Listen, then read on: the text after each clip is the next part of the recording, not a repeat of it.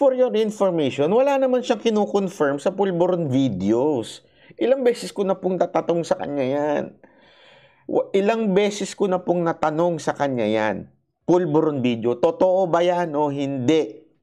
Diretso niya ako sinasagot, hindi totoo yan. Kung totoo yan, lumabas na yan noon pa. Ilang beses niya sinabi sa akin. Kaya hindi ako sumasakay.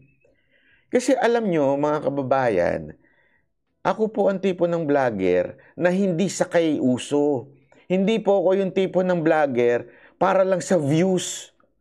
I always ask people kung talagang meron. Alam nyo, sa lahat ng nakausap ko, walang nagsabi sa akin, nasa akin yung video.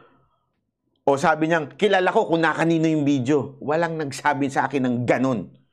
Kaya nga sabi ko sa inyo, i-produce niyo yung video, doon tatin paniwalaan. Kasi ngayon, walang nagsasabi sa lahat ng nakausap ko, tinatanong ko, alam mo ba kung nakanino yung video? Oh. Sabi nila, hindi namin sure, kwento. Sabi ko, pambihirang buhay kayo. Sinakyan ninyo, tapos puro pala kwento. Yun o, laging sagot sa akin. Kaya nga nung tinanong ko kay Pangulong Duterte, sabi niya, wala talaga. And more than anything else, hindi na natin kailangan ng video. Ito na ang presidente natin, nagsasabi na, nakatanggap ako ng listahan. Mula sa PDEA, number 1 siya. Hindi po ako nagsabi niya na, si PRRD mismo. Sinabi niya yan, during sa meeting namin Banateros Brothers, sinabi niya yan, eto, number 1 siya. Sabi ko, talaga? Napapagano na lang ako eh. Alam mo yun? Tapos, sabi niya pa nga, sa tamang panahon, sasabihin ko ito. Yun pala yung tamang panahon, walang 1 week.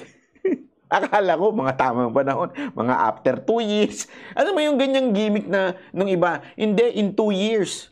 In 2 years, nagpaplano para palitan si Pangulong Marcos ni Sara Duterte para maka-6 na taon. Alam nyo, si Pangulong Duterte, hindi yan ganyan. Hindi yan sakim sa kapangyarihan. Si Pangulong Duterte, hindi yan gusto kong tanggalin si Marcos kasi gusto ko pasok yung anak ko para 6 na taon yung anak ko. Hindi ganun yan. 6 na taon. Hindi, mali. 4 plus 6, 10 years. Mali, 4 plus 6, 10 years. Hindi ho ganun si Pangulong Duterte. At sa katunayan, sinasabi niya nga, ayaw niya. Pag nangyari daw itong mga pagbabago na to, gusto niya mag-resign si VP Sara Duterte, iba ang pumalit or magkaroon ng snap election. Kasi nga, he is not doing this because lang gusto niyang maipwesto si Sara Duterte. Hindi yun si Pangulong Duterte.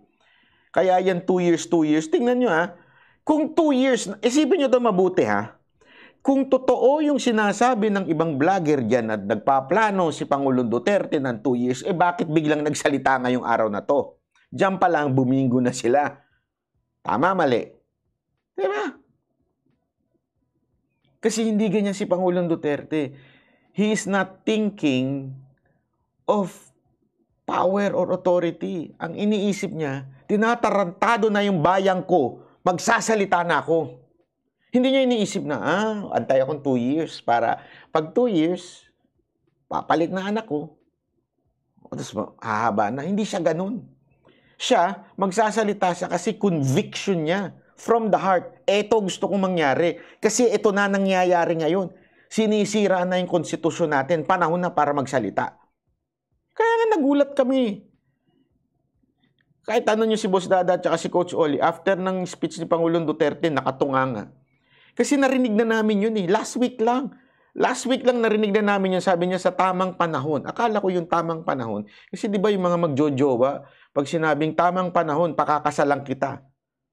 Naanakan mo na, nakadalawang anak na kayo, hanggang ngayon hindi ka pa rin pinapakasalan. Di ba? Ganun ang tamang panahon na iniisip namin. Ibig sabihin ng tamang panahon, next year, o maybe 2 years. Yun eh. Yung tamang panahon pala niya, after 1 week.